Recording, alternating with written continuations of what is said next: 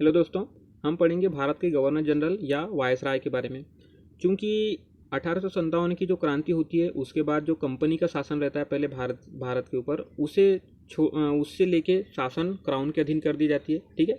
और जो भारत का गवर्नर जनरल रहता है उसे भारत का वायसराय की भी पदवी दी जाती है, जो कि महारानी का एक प्रकार का प्रतिनिधि रहता है। ठीक है। और महारानी का प्रतिनिधि से तात्पर्य यहाँ पे राजा महाराजाओं से जो संधि होती थी, पहले जो है राजा प्रमुख हुआ करते थे और जो गवर्नर जनरल होते थे वो राजा के नीचे हुआ करते थे। परंतु वायसराय बनाने के पश्चात या प्रतिनिधि बनाने के पश्चात ब्रिटिश महारानी का वो बराबरी के अधिकार प्राप्त कर लेते हैं। ठीक है। तो यहाँ पे एक प्रकार से राजा का ही भूमिका निभाते हैं। तो हम पढ़ेंगे इन्हीं के बारे में, भारत के गवर्नर जनरल या वायसराय के बारे में। तो देखें, सर्वप्रथम लॉर्ड कैनिंग। ठीक है। इसकी समयावधि 1856 से 1862 ईस्वी तक के। इसी के समय में 1857 की क्रांति भी होती है। 1 नवंबर 1858 को क्रांति के पश्चात जब अंग्रेजों का पुनः अधिकार हो जाता है तो कंपनी का शासन हटा के यहाँ पे क्राउन का शासन स्थापित कर दिया जाता है, अर्थात पूरे जो साम्राज्य की महारानी घोषित कर दी जाती है, महारानी जो इंग्लैंड की महारानी रहती है उसे। और 500 रुपये से अधिक आय पे यहाँ पे आयकर भी लगा दिया गया। आयात कर 10% कर दिया गया और निर्यात कर 4% कर दिया गया। ये राजस्व के नियंत्रण के लिए विभिन्न प्रकार की व्यवस्था की गई। इंडियन हाई कोर्ट एक्ट आया इस समय। ठीक है। जिसके द्वारा बम्बई, मद्रास और कलकत्ता में एक एक उच्च न्यायालय की स्थापना की गई। ठीक। पृथक वन विभाग और पृथक पुलिस विभाग की स्थापना की गई। इसके समय में ही 1856 में विधवा पुनर्विवाह अधिनियम भी आया। 1861 में भारतीय परिषद अधिनियम भी लॉर्ड कैनिंग के समय में ही आता है, जिसमें भारतीयों को केंद्रीय विधान परिषद में जोड़ा गया। ठीक है। पहले केंद्रीय परिषद जो होता था, गवर्नर की जो केंद्रीय परिषद होती थी, वहाँ पे कोई भी भारतीय या यूँ कहे कि भारतीय सदस्यों को कोई भी अधिकार नहीं प्राप्त थे। परंतु 1861 का जो भारतीय परिषद अधिनियम आया उसके द्वारा विधान परिषद में भारतीयों को भी स्थान दिया गया। लॉर्ड कैनिंग के बाद आया लॉर्ड एल्गिन, 1862-63 तक इसकी अवधि रही। लॉर्ड रॉबर्ट नेपियर, इसकी समयावधि 1863। T Denison 1863। तो ये दोनों कार्यवाहक वायसराय बन के आते हैं। ठीक है। आगे देखें, नेक्स्ट है सर जॉन लॉरेंस। ठीक है। इसकी समयावधि रही 1863 से 1868 ईस्वी तक की। इसके समय में हुआ आंग्ल भूटान युद्ध होता है। 1866 में बुंदेलखंड और राजपूताना में अकाल पड़ता है इसके समय में ही। ठीक है। इसके समय में भारत यूरोप में टेलीग्राफ प्रारंभ हुआ और बड़े पैमाने पर रेलवे और नहर का विकास भी सर जॉन लॉरेंस के समय में ही होते हैं। नेक्स्ट है भारत का वायसराय। अगर देखें तो लॉर्ड मेयो, इसकी समयावधि 1868 से लेकर 1872 ईस्वी तक की। यह चूंकि महारानी विक्टोरिया का पुत्र ही था, ठीक है, जो कि यहाँ पे भारत का गवर्नर जनरल बन के आया था या वायसराय बन के आया था। इसने वित्तीय विकेंद्रीकरण की नीति अपनाई। पहले जो वित्तीय अधिकार थे वो केंद्र के अंतर्गत होते थे, परंतु इसने धीरे धीरे सभी जो स्थानीय स्वशासन या जो केंद्र स्तर से भी नीचे राज्य स्तर पे हुआ करते थे उनको भी वित्तीय संबंध उनके हाथों में दिए। ठीक है। भारत में सांख्यिकी बोर्ड की स्थापना हुई इसके समय में ही। 1870 में ग्रामीण बोर्ड की स्थापना भी करवाई गई। रेलवे विभाग का सरकारीकरण कर दिया गया। 1872 में प्रथम जनगणना, जो कि प्रायोगिक जनगणना थी, वो किया गया इसी के समय में, लॉर्ड मेयो के समय में। ठीक है। अजमेर में मेयो कॉलेज की स्थापना की गई और इन सब सुधारों को देखते हुए अफगान द्वारा अंडमान में इसकी हत्या कर दी जाती है। ठीक है। चाकू मार के इसकी हत्या कर दी गई। नेक्स्ट है जॉन स्ट्रेची, 1872। लॉर्ड नेपियर, मार्चिट टाउन। ठीक है। लॉर्ड नॉर्थब्रुक, 1872 से 76। तो ये जो है लॉर्ड जॉन स्ट्रेची और लॉर्ड नेपियर मार्चिटन, ये कार्यवाहक गवर्नर जनरल बन के आते हैं। ठीक है। लॉर्ड नॉर्थब्रुक के बारे में देखें तो इस समय पंजाब में कुका आंदोलन हुआ। प्रिंस ऑफ वेल्स इस समय भारत भी आए। ठीक है। अफगानिस्तान में इसने हस्तक्षेप की नीति अपनाई, क्योंकि इस समय अफगान युद्ध चल रहा था, आंग्ल अफगान युद्ध, तो इसने उसमें हस्तक्षेप की नीति अपनाई। आगे देखें तो लॉर्ड लिटन की समयावधि रही 1876 से लेकर 1880 ईस्वी तक के।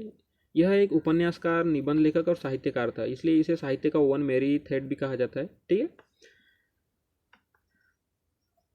1876 से 1878 में इसने बम्बई, मद्रास और पंजाब, हैदराबाद, मध्य भारत में इसके समय में अकाल पड़े। ठीक है। 1 जनवरी 1878 को दिल्ली दरबार का आयोजन किया, क्योंकि इस समय महारानी विक्टोरिया को केसरिया हिंद की उपाधि देना चाहते थे। ठीक है। तो इसलिए इन्होंने दिल्ली दरबार का आयोजन किया। मार्च 1878 में वर्नाकुलर प्रेस एक्ट आया इसके समय में, जिसमें वर्नाकुलर प्रेस एक्ट में जो देसी अर्थात कहें कि अंग्रेजी भाषा को छोड़ के जो देसी भाषी समाचार पत्र थे उन पे प्रतिबंध लगा दिया गया। सिविल सेवा की आयु इसने 19 वर्ष, जो पहले 21 वर्ष हुआ करती थी, उसको 19 वर्ष कर दिया गया। अलीगढ़ मुस्लिम एंग्लो प्राच्य महाविद्यालय की स्थापना इसी के समय में होती है, जो कि सर सैयद अहमद खान के द्वारा की जाती है। ठीक है, इसके समय में ही द्वितीय आंग्लो अफगान युद्ध भी हुआ। नेक्स्ट है लॉर्ड रिपन। लॉर्ड लिटन के बाद आता है लॉर्ड रिपन। 1880 से लेकर 1884 तक इसकी समयावधि रही।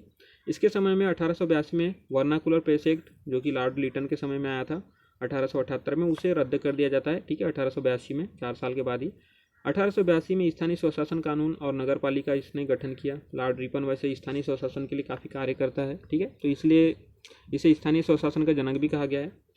1881 में इसने प्रथम फैक्ट्री एक्ट लाया, जो कि पहले 7 से 12 वर्ष के जो बच्चे थे, ज़्यादा समय तक काम किया करते थे, उनके लिए कार्य के घंटे जो है 9 घंटे नियत कर दिया गया। हंटर कमीशन आया इसके समय में ही शिक्षा सुधार के लिए। और इल्बर्ट बिल आया इसके समय। इल्बर्ट बिल में क्या था कि इल्बर्ट बिल के द्वारा जो भारतीय अगर कोई व्यक्ति न्यायाधीश बनता है तो उसके अंतर्गत पहले क्या होता था कि अंग्रेज जो होते थे, अंग्रेजों का जो न्यायिक अधिकार है वो अंग्रेज न्यायाधीश ही करता था। अगर उनके मामले में कोई भी न्याय देना हो तो अंग्रेज न्यायाधीश ही उस न्याय को दे सकता था। परंतु इल्बर्ट बिल के द्वारा अंग्रेजों के मामले में भी जो न्याय देने की व्यवस्था भारतीय न्यायाधीश के हाथ में भी दी गई। तो इसको लेके ही इसका विरोध करते हैं अंग्रेज लोगों के द्वारा विरोध किया जाता है, जिसे श्वेत विद्रोह कहा गया। ठीक है, आगे देखें। नेक्स्ट है लॉर्ड डफरिन। लॉर्ड डफरिन की समयावधि रही 1884 से लेकर 88 तक। इसके समय में द्वितीय आंग्लो बर्मा युद्ध हुआ 1885 से 88 तक। और महत्वपूर्ण कार्य 1885 में भारतीय राष्ट्रीय कांग्रेस की स्थापना होती लॉर्ड डफरिन के समय में ही। ठीक है, नेक्स्ट है लॉर्ड लैंसडाउन। 1888 से लेकर 1894 तक इसकी समयावधि रही। भारत अफगान के बीच में इस समय डूरंड रेखा खींची गई सर डूरंड के नेतृत्व में। ठीक है, 1891 में द्वितीय फैक्ट्री एक्ट आया इसी के समय में, जिसमें स्त्रियों के जो समय कार्य करने का समय था उसे 11 घंटे प्रतिदिन नियत कर दिया गया। नेक्स्ट आया लॉर्ड एल्गिन द्वितीय। लॉर्ड एल्गिन द्वितीय के समय में 1895 से 98 में उत्तर प्रदेश, मध्य प्रदेश, बिहार, पंजाब वाले क्षेत्र में भयंकर अकाल पड़ता है। इसी अकाल को देखते हुए इसने अकाल आयोग या लॉयल कमीशन की गठन भी किया। ठीक है, 1895 में आंग्लो रूसी समझौता होता है, इसी के समय में यह समझौता भी हुआ। आगे देखें। नेक्स्ट जो वायसराय बन के आया लॉर्ड कर्जन। ठीक है, इसके समय में 1904 में विश्वविद्यालय अधिनियम आया। 1899 से 1900 में अकाल भी पड़े काफ़ी जगहों पे, और इसने अकाल आयोग भी बनाया। ठीक है, जिसका अध्यक्ष मैकडोनाल्ड को बनाया गया। सिंचाई आयोग बनाया, जिसके अध्यक्ष स्टॉक मानक्रिक थे। ठीक है, 1904 में सरकारी उधार समिति अधिनियम लाया इसने। 1905 में कृषि विभाग का गठन किया गया। रेलवे आयोग का भी गठन किया गया इसी के द्वारा। अध्यक्ष थे इसमें रॉबर्टसन। इस समय 3 सदस्यीय रेलवे बोर्ड का इसमें गठन किया गया। ठीक है, जो कि प्रमुख रेलवे संबंधी जितने भी विचार विमर्श हैं यहीं पे किए जाते थे। 1899 में भारतीय टंकन और मुद्रा अधिनियम लेके आया। ठीक है, जिसके द्वारा जो है भारतीय मुद्रालय में अंग्रेजों के सिक्के ढलने लगे। 1902 में पुलिस आयोग का गठन किया गया, जिसमें अध्यक्ष थे एंड्रयू फ्रेजर। ठीक है, 1899 में कलकत्ता कारपोरेशन एक्ट इसने लेके आया, जिसमें स्वायत्त संस्थाओं को इसने हतोत्साहित किया। पहले स्वायत्त संस्था रिपन के द्वारा स्वायत्त संस्थाओं को काफ़ी कार्य दिए गए थे, जिसको इसने हतोत्साहित किया। 1904 में प्राचीन स्मारक परीक्षण अधिनियम लेके आया, जिसके द्वारा ही पुरातात्विक सर्वेक्षण विभाग, जो कि वर्तमान में भी है, ठीक है, इसकी स्थापना की गई, जिसके प्रथम अध्यक्ष जॉन मार्शल थे। 16 अक्टूबर 1905 को इसने बंगाल विभाजन लागू कर दिया गया, जिसको बंगाल को 2 क्षेत्रों में बांट दिया गया, पूर्वी बंगाल और पश्चिमी बंगाल में। ठीक है, तिब्बत में भी हस्तक्षेप किया इसने, और उत्तर पश्चिम सीमा प्रांत का गठन किया गया। उत्तर पश्चिम सीमा प्रांत यहाँ भारतीय क्षेत्र में उत्तर पश्चिम वाले क्षेत्र में यहाँ पे काफ़ी आक्रमण का खतरा रहता था। ठीक है, अफगान युद्ध के समय में भी, तो उत्तर पश्चिम सीमा प्रांत का इसने गठन किया। आगे देखें। नेक्स्ट आया लॉर्ड मिंटो द्वितीय। 1905 से 1910 की इसकी समयावधि रही। इसके समय में 1909 का भारत परिषद एक्ट आया। ठीक है, जिसमें वायसराय की कार्यकारिणी में भारतीय सदस्यों को भी स्थान दिया गया। इससे पहले वायसराय की जो परिषद हुआ करती थी उसमें भारतीय सदस्य नहीं हुआ करते थे, उसमें केवल यूरोपियों को लिया जाता था। परंतु इसी के समय में भारतीयों को भी लिया जाने लगा वायसराय की कार्यकारिणी परिषद में, और सर्वप्रथम लिए गए एसपी सिन्हा जी को। ठीक है, इसने प्रथम निर्वाचक मंडल भी आया इसके समय में मुसलमानों के लिए। मुस्लिम लीग का गठन हुआ इसी के समय में, और कांग्रेस का विभाजन सूरतपुर भी इसी समय होता है। सार्वजनिक सभा को प्रतिबंध अधिनियम इसने इसी समय लेके आया। ठीक है, इसके समय में आता है सार्वजनिक सभाओं को प्रतिबंधित करने के लिए नियम लाया गया। उसके बाद आए लॉर्ड हर्डिंग। इनकी समयावधि रही 1910 से 1916 ईस्वी तक के। 12 दिसंबर 1911 को दिल्ली दरबार का आयोजन किया जाता है।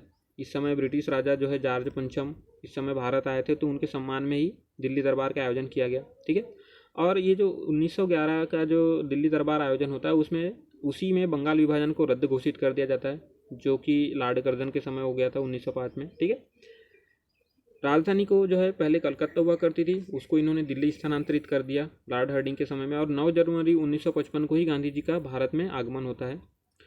नेक्स्ट जो वायसराय आया लॉर्ड चेम्सफोर्ड 1916 से 1921 ईस्वी तक इनकी समयावधि रही। इस समय प्रथम विश्व युद्ध शुरू हो गया, तो प्रथम विश्व युद्ध में इन्होंने भारतीय सेना को भेजा। ठीक है, काफ़ी इसकी प्रशंसा भी होती है इस चीज़ के लिए।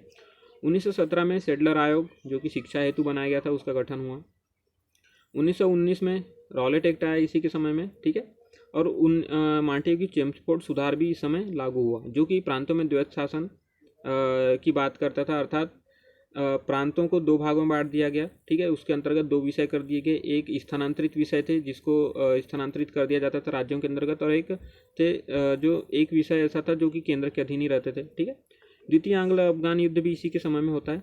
आगे देखें, लॉर्ड रीडिंग, इसकी समयावधि रही 1921 से लेकर 1926 ईस्वी तक के। ठीक है, अगर हम देखें पूरे अभी तक हमने बंगाल के गवर्नर पढ़े, बंगाल के गवर्नर जनरल पढ़े, भारत के गवर्नर जनरल पढ़े और भारत के वायसराय, तो एकमात्र यहूदी वायसराय ये यहाँ पे लॉर्ड रीडिंग रहते हैं। ठीक है, इनके समय में 1921 में प्रिंस ऑफ वेल्स भारत की यात्रा पे आते हैं, जिसके समय में काफ़ी मात्रा में हड़ताल भी किया जाता है। 1922 में विश्व भारती विश्वविद्यालय प्रारंभ होता है, अर्थात कार्य करना प्रारंभ करता है इसके समय में ही। ठीक है, 1923 में सिविल सेवा परीक्षा लंदन और दिल्ली दोनों जगहों पे एक साथ आयोजित की जाती है। 9 अगस्त 1925 को इसी के समय में काकोरी कांड होता है। ठीक है, जो कि एक लूट की घटना होती है। नेक्स्ट जो है वायसराय लॉर्ड इरविन, इनकी समयावधि 1926 से लेकर 1931 ईस्वी तक के। इसके समय में साइमन कमीशन आया। ठीक है, नवंबर 1930 में इसके समय में ही पहला गोलमेज सम्मेलन होता है, और 5 मार्च 1931 को गांधी इरविन समझौता भी होता है। लॉर्ड विलिंगटन इसके बाद जो आए 1931 से 1936 ईस्वी तक इनकी समयावधि रही। इसके समय में द्वितीय गोलमेज सम्मेलन हुआ। 25 सितंबर 1932 को गांधी अम्बेडकर पूना समझौता होता है। ठीक है, तो यहाँ पे ये 22 दिसंबर 1932 को तृतीय गोलमेज सम्मेलन हुआ, और 1935 का भारत शासन अधिनियम आया लॉर्ड विलिंगटन के समय में ही। ठीक है, आगे देखें, लॉर्ड लिनलिथगो, इसकी समयावधि 1936 से 44 ईस्वी तक के। 1937 में प्रथम आम चुनाव हुए इसके समय में ही, और कांग्रेस को भारी सफलता भी मिली। 1 सितंबर 1939 को द्वितीय विश्व युद्ध प्रारंभ होता है इसी के समय में ही। 1940 को पाकिस्तान की मांग उठती है मोहम्मद अली जिन्ना के द्वारा। 1942 में भारत छोड़ो आंदोलन शुरू होता है, गांधी जी के द्वारा भारत छोड़ो आंदोलन की शुरुआत कर दी जाती है, और 1943 को बंगाल में अकाल पड़ते हैं इसके समय में। ठीक है, नेक्स्ट जो भारत के वायसराय है लॉर्ड वेबल, इनकी समयावधि 1944 से 1947 ईस्वी। 1945 में इनके समय में ही शिमला सम्मेलन हुआ, जिसमें कांग्रेस और लीग के जो मतभेद हुआ करते थे उनको दूर करने के लिए ये सम्मेलन आयोजित की गई थी। मार्च 1946 में कैबिनेट मिशन आया, भारत आया। ठीक है, यहाँ पे संविधान सभा को निर्मित करने के लिए और भारत के विभाजन को स्वीकृत करने के लिए यहाँ पे कैबिनेट मिशन लाया जाता है। संविधान सभा की स्थापना हुई इनके समय में, और 9 दिसंबर 1946 को संविधान सभा की पहली बैठक भी होती है। नेक्स्ट है लॉर्ड माउंटबेटन, ये इसके समय में अगर देखें तो 3 जून 1947 को भारत विभाजन की घोषणा हो जाती है, और 4 जून 1947 को भारतीय स्वतंत्रता विधेयक भी पारित हो जाता है। ठीक है, भारत और पाकिस्तान के विभाजन के लिए रेड क्लिफ आयोग का गठन किया जाता है, जिसके रेड क्लिफ महोदय के द्वारा एक लाइन खींची जाती है, रेड क्लिफ लाइन। ठीक है, 15 अगस्त 1947 को भारतीय स्वतंत्रता विधेयक लागू हो जाता है। जो नेक्स्ट जो वायसराय हुए वो एक भारतीय वायसराय थे, जो कि प्रथम भारतीय वायसराय और अंतिम महारानी के अंतर्गत अंतिम वायसराय भी हुए। ठीक है, तो चक्रवर्ती राजगोपालाचारी जो कि प्रथम भारतीय गवर्नर बने, गवर्नर जनरल, और स्वतंत्र भारत के अंतिम गवर्नर जनरल भी थे। ठीक है, तो इस प्रकार हमने सारे गवर्नर जनरलों के बारे में एक एक करके चर्चा की। आइए देख लेते हैं एक बार कौन कौन गवर्नर जनरल हुए। सबसे पहले लॉर्ड कैनिंग के बारे में चर्चा की, उसके बाद Lord Elgin, Lord Robert Napier, T Denison. ठीक है, आगे देखा हमने Sir John Lawrence, Lord Mayo, John Strachey, Lord Napier Merchiston, Lord Northbrook. उसके बाद में हमने देखा लॉर्ड लिटन, लॉर्ड रिपन। आगे देखा Lord Dufferin, Lord Lansdowne, Lord Elgin द्वितीय। उसके बाद लॉर्ड कर्जन के बारे में चर्चा की। उसके बाद देखा लॉर्ड मिंटो द्वितीय, लॉर्ड हार्डिंग। उसके बाद देखा लॉर्ड चेम्सफोर्ड, ठीक है। उसके बाद हमने देखा Lord Reading, Lord Irwin, Lord Willingdon, Lord Linlithgow, Lord Wavell, Lord Mountbatten, Chakravarti, Rajagopalachari तक की हमने पूरी चर्चा की। ठीक है।